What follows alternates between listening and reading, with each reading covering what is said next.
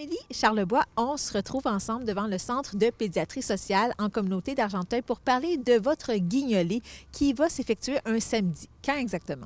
C'est samedi le 11 décembre. On va être sur le bord des rues à ramasser des dons monétaires. On va être à Saint-André-d'Argenteuil, à Grenville et à 2 endroits à la chute, dans le stationnement du Tim Hortons sur la rue Béthanie et aussi dans le stationnement du IGA également sur la rue Béthanie. Est-ce que ça fait longtemps que le Centre de pédiatrie fait une guignolée, organise une guignolée? Dans le fond, avec la fondation du Dr Julien, on est obligé de tenir une guignolée à chaque année. Donc là, c'est notre 5e hiver. L'année passée, on n'a pas pu faire les barrages routiers en raison de la pandémie. Donc, ça va être notre 4e édition. 4e édition. Et puis, est-ce que vous êtes toujours à la recherche de bénévoles pour vous aider? On a quand même beaucoup de bénévoles en ce moment. Il nous en manque 5 ou 6. Donc, c'est possible de communiquer avec Marie-Josée au Centre de pédiatrie si jamais quelqu'un souhaite être bénévole. Présentement, par contre, c'est quand même bien avancé notre recherche. On parle de combien environ de gens qui vous aident lors de cette journée? Oh, beaucoup. Je dirais une trentaine parce que d'ailleurs, tous les employés font du bénévolat cette journée-là. J'ai des membres du conseil d'administration, mais j'ai d'autres bénévoles aussi de la communauté. On est 4 personnes en même temps sur les coins de rue. Il y a aussi des gens qui font la collecte, qui vont à chaque coin de rue, évidemment, ramasser l'argent parce qu'à un moment donné, il commence à en avoir trop. Il y a aussi 2 personnes qui sont en tout temps au centre d'achat du Carrefour du Nord. Eux, ils prennent les dons, mais c'est surtout un kiosque pour donner de l'information sur le centre de pédiatrie. Ce ne sont que des dons monétaires. Exactement. On ne prend pas aucune... dans le fond, c'est la guignolée du centre d'entraide qui ramassait aussi les dons de nourriture. Nous, c'est seulement de l'argent qu'on prend. Quel est votre objectif financier? C'est très ambitieux cette année, compte tenu qu'on ramasse environ 5 à 8 000 habituellement. Cette année, notre objectif il est de 25 000 $. Donc, pour y arriver, en plus de notre coin de rue, on a créé une plateforme en ligne. Les gens ils peuvent faire des dons. C'est des petits dons qui ont été programmés, 5 $, 10 $, 20 $. Il y a la possibilité de le faire aussi de façon mensuelle. Donc, les dons sont prélevés à même le compte de banque à tous les mois. Il y a une façon d'écrire aussi un autre montant. Tu sais, si la personne elle veut donner, je ne sais pas, 70, c'est pas dans la liste. Donc, elle peut écrire le montant qu'elle souhaite donner. Puis, à partir de la plateforme aussi, ils ont accès à un reçu de charité. Donc, cette année, on a mis ça en branle. C'est en ligne maintenant, c'est sur le Facebook du Centre de pédiatrie, mais c'est aussi sur notre site Internet. Et à quoi va servir l'argent amassé?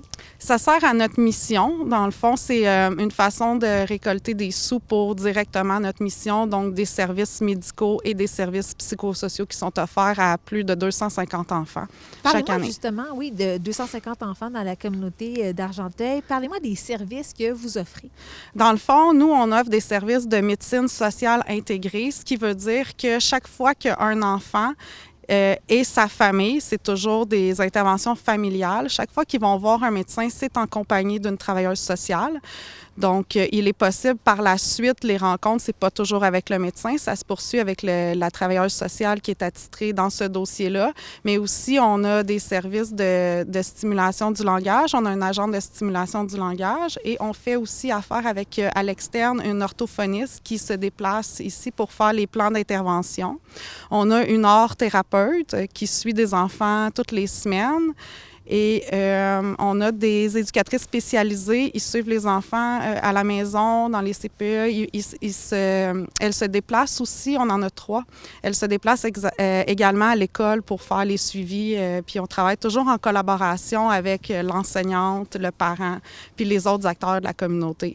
Et est-ce que vous êtes témoin, vous, de changements importants au niveau des enfants qui fréquentent le centre de pédiatrie sociale, donc de leur arrivée jusqu'à, peut-être pas leur départ, mais à tout le moins de leur parcours ici au centre? Mais oui, absolument, parce que nous, quand on prend un enfant au centre, dans le fond, on le garde jusqu'à la majorité. Donc, c'est sûr que ces enfants-là sont suivis sur de longues années. Donc, souvent, ils arrivent, ils sont tout petits, mais on les voit grandir aussi, puis on voit la dynamique familiale s'améliorer et tout. Donc, c'est une belle réussite pour nous. Vous avez également, je crois, des services en anglais. Dans le fond, ça fait, je pense, presque 2 ans maintenant. On offre les mêmes services exactement, mais en anglais. Donc, tout notre personnel ou presque là, est bilingue. S'il y a quelqu'un qui parle seulement anglais, qui appelle, il va recevoir les services en anglais. On a un médecin qui parle anglais également avec la travailleuse sociale, la responsable de l'accueil, même notre art-thérapeute. Donc, c'est facile pour eux d'obtenir les services en anglais. Puis, on a d'ailleurs un contrat avec la commission scolaire anglophone. Donc, c'est le fun d'avoir un beau partenariat avec eux. Est-ce qu'il y a plusieurs demandes en anglais? Il y en a plusieurs, oui. LIS, il y a l'école de Grenville, il y a LRHS. Donc, il y a plusieurs établissements anglophones là, dans la région. Oui, c'est un besoin qu'ils ont, surtout qu'ils n'ont pas beaucoup de services dans leur langue autre qu'ici et je crois le 6 des Laurentides. Et lorsqu'on parle des enfants, donc 250 enfants, quel est l'objectif? Est-ce qu'il est plus grand que ça? Là, en ce moment, vous en desservez 250, mais quel est l'objectif à atteindre éventuellement? Dans le fond, on dit qu'il y a environ 2000 enfants qui vivent en situation de vulnérabilité dans toute la MRC d'Argenteuil. Nous, présentement, on en a 250 sur nos listes. La raison pour laquelle on ne peut pas en accueillir plus, c'est un manque de médecins. Donc, en ce moment, on a 5 jours médecins par mois. Donc, on a 2 médecins. Il y en a une qui fait 3 jours par mois, l'autre 2.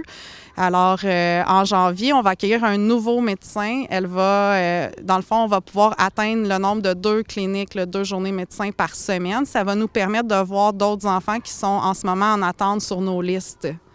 D'accord. Et puis, donc, pour atteindre l'objectif de 2000, est-ce que vous croyez être en mesure de le faire dans 1 an, 2 ans, 5 ans? Bien, c'est sûr qu'on ne pourra jamais avoir. Il faudrait qu'on ait des médecins à temps plein, puis nos locaux ne nous permettraient là, jamais là, d'atteindre ce nombre-là. En ce moment, c'est pas ce qui est visé. D'accord. Et puis, concernant aussi les enfants, vous allez faire une activité spéciale pour eux le 7 décembre prochain.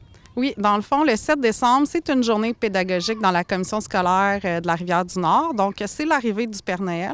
Ça va se faire ici à l'extérieur, dans le stationnement du centre, plus dans le stationnement du tremplin, là, je dirais, que dans le nôtre. Dans le fond, le Père Noël va arriver autour de 2h30. Il va quitter vers 5h30. Donc, tous les enfants vont pouvoir aller donner leur liste de cadeaux.